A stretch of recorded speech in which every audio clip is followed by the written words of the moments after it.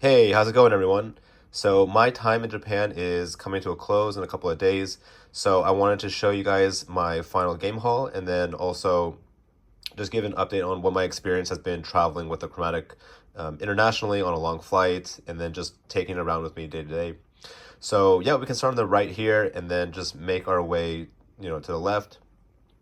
So if you saw the other video I did about this, you're gonna see a couple of games here, but there are mostly new games here now. So just really quickly, sorry by the way, I have a cold, so I've had a cold for about the past week. I got it from my girlfriend, and I'm starting to feel better, but my voice is a little bit weird. But anyways, so my final thoughts on taking the Chromatic abroad and what was that like? So I'll say that taking the Chromatic abroad is has been a really pleasant experience. It's really durable and reliable. What's cool about it is that it's the basically the same size as the original Game Boy Color. It's a little bit different. It might be, I think, a little bit thicker, but I've really enjoyed how portable it's been, and also just the amount of confidence that it inspires because of how robustly it's built. It's not something that has like joysticks or is just a more flimsy material that you'd be worried taking it around with you. Another product that I really like is the Analog Pocket, but I don't know, like that's well built mostly, but I just don't know if I'd be comfortable taking it like abroad because if you've traveled, things when you take abroad, they should be built to last. Otherwise, they just tend to get damaged for some reason. Lugging them with like a bunch of other stuff and just things happen when you travel that you really want you want stuff that's like built well. So yeah, the Chromatic, I've had no problems taking it abroad. I will do it basically every time I probably travel from here moving forward.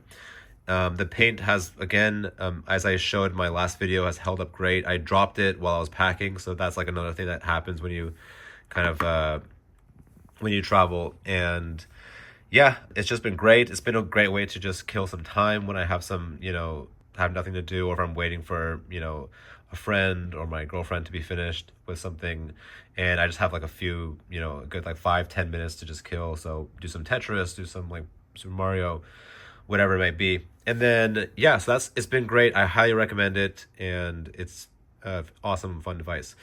So then this case I would also definitely recommend if you're going to be traveling. It's a hard shell case. You can put another game in there. So you'll have be carrying two games with you. One is in the cartridge slot. And yeah, definitely if you're traveling, I would recommend this case. Yeah, so that's been my impressions of the Chromatic. But let me know if you have any other specific questions about traveling with the Chromatic that you want me to answer. And I'd be happy to do so in the comments. So then, yeah, let's look at the games that I got. So we can see here for the PC Engine, I got Gate of Thunder, and I thought I might have been getting a deal. I wasn't really sure, but I didn't check eBay prices or anything like that. But I think I basically just paid market value for it. But yeah, this is the Japanese PC Engine version.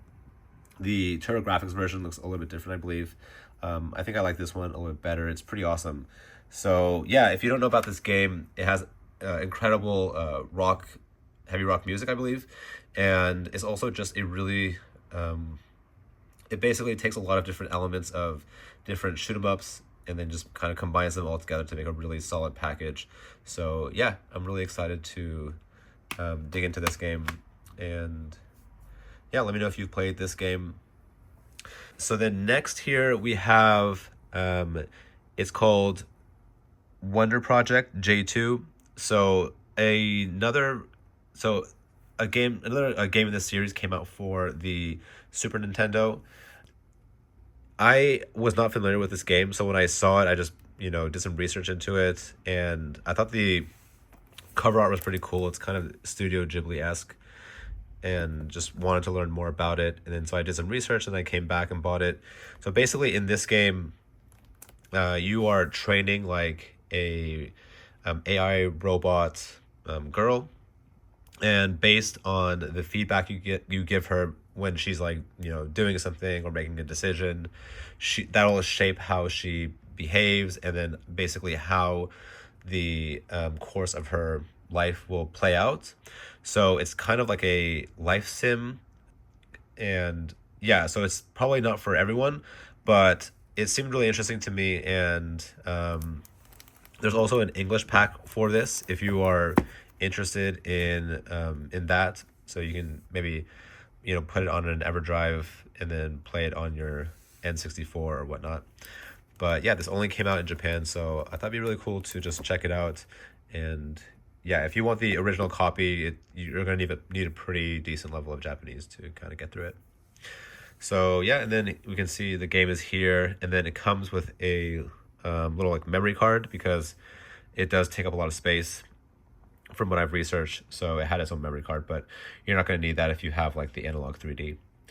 And then looking into the Game Boy games, I got these two, which I'm really excited about. So I got Donkey Kong 94, which, yeah, it just looks like an awesome version of Donkey Kong where it basically plays like the arcade game for the first, I think, handful of levels, and then it turns into like the I forget what the exact game is called, but where you have like have to like get a key to a door to get to the next level in the stage. So it's like this strategy game, and yeah, it's really well regarded. So I'm excited to play that.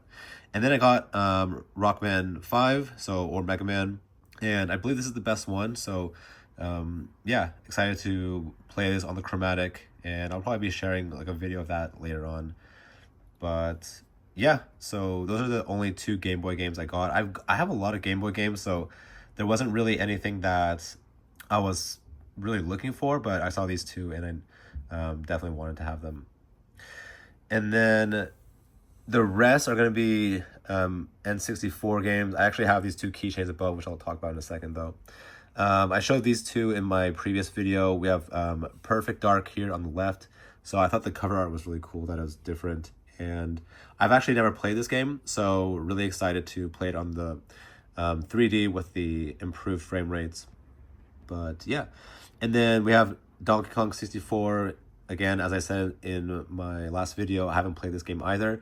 And I also haven't seen a lot of gameplay footage, so it's going to be something that I'm going to be going into blind. But what I have seen, it does kind of look similar to Banjo-Kazooie, which is pretty great if that's basically how it plays. And then, yeah, I went to the Nintendo store and I got these little gotcha keychain pieces. So I really wanted the Super Famicom buttons, but I got the US version, which is also cool. And then I got the Game Boy right stick here, or C stick. So yeah, definitely recommend trying your luck with these. It's pretty fun to just, I don't know, see what you get. A little bit expensive, it's like 600 yen to get, a draw, but I don't know, I thought it was pretty fun.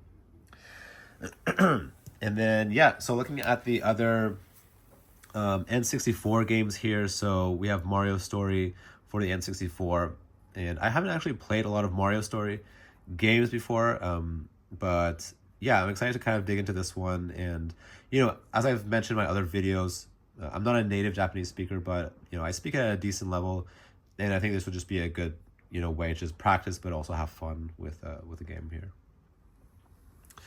And then I have Bomberman 2. So I have Bomberman 64, and I know that this one is not as well regarded as Bomberman 64, but from what I saw, it looks actually pretty decent, and I'm just excited to test it out. I like Bomberman, and it's especially a fun, playing with friends and whatnot. So yeah, really happy to have this in the collection as well. And then, let's see. Sorry for the video being kind of shaky. I don't have my, tripod or anything like that. So we have next is Star Wars Shadows of the Empire. So this is a pretty well-known game. Probably don't need to say too much about it, but I, played it a lot with my friends, but I'm, happy to kind of dig into it more, on the analog 3D on my own. But yeah, definitely a classic game, so I'm just excited to add it to my collection. And then, okay, so this game is kind of was an epic fail on my end. So what this reads in Japanese is Nushi Tsuri. So it's basically a fishing simulator. I didn't read the title for just stupid reasons. I was, a little bit sick and a little bit, sleep deprived, and every night I couldn't really breathe through my nose, so I've still been breathing just through my mouth and don't feel super rested every day. So I thought for whatever reason it was Dobutsu no Mori, which is Animal Crossing in Japanese. And I don't even think that Animal Crossing came out for the N64. I could be wrong about that, let me know. But I just saw the cover and I just thought that was Animal Crossing. So I thought that was cool that it was on 64. And so I just kind of impulse bought it. And then now I have this fishing game, which I really don't think I'm going to be playing too much of. But I don't know. It could be a surprise. So we'll see how it goes. But if you know anything about this game, just let me know because it was actually a little bit expensive, 1,200. So I'm guessing it has to be somewhat, coveted to be like more expensive than the Star Wars and more expensive than Barman, more expensive obviously than the Mario story. Could also be a supply and demand thing, but um, yeah. So I don't know what the hell I was thinking. I should just been more careful, but when you're traveling, you're not like your 100% self, so you just kind of make stupid mistakes sometimes. But yeah, this is my final haul. And yeah, I don't know if you watch other videos about when people go traveling. There is this one YouTuber, I can't remember his name right now, but he's often been going to Japan recently in the past couple of years, and he usually has like friends with him, and they just get tons of like esoteric stuff, and I don't even think he speaks like Japanese either, so I don't really get the point of some of the stuff he's getting. Is I think more just to fill his collection, but I don't know. I'm not really one of those people who just will try to buy stuff that I'm not going to use. It kind of bugs me actually if I have games that I don't ever plan on playing. I Every game that I've bought I will be playing at some point, but except for this one, which was again a mistake. But I'm still willing to give it a shot and see what happens. But yeah, anyways, so this is what I have gathered. Let me know which one of these games you think is the best or the most exciting. And then if there's anything else that I should be looking into when I come to Japan again. So yeah, I'd be happy to know what you think. And let me know if you're going to be traveling to Japan anytime soon and what you're going to be looking for. So yeah, that has been my collection or my haul, and then also just my experience with the Chromatic. So I'll probably make another video when I get back, just my final thoughts. Maybe some tips about traveling to Japan, because I've lived here for a while. Right now I live in the States, but yeah. So if you have any questions on that front as well, just let me know. I'd be happy to help you out. And yeah, thanks so much for the comments that you guys always leave. I really enjoy talking to you guys. And anyways, we'll see you in the next video. Thank you so much. Take care. Bye.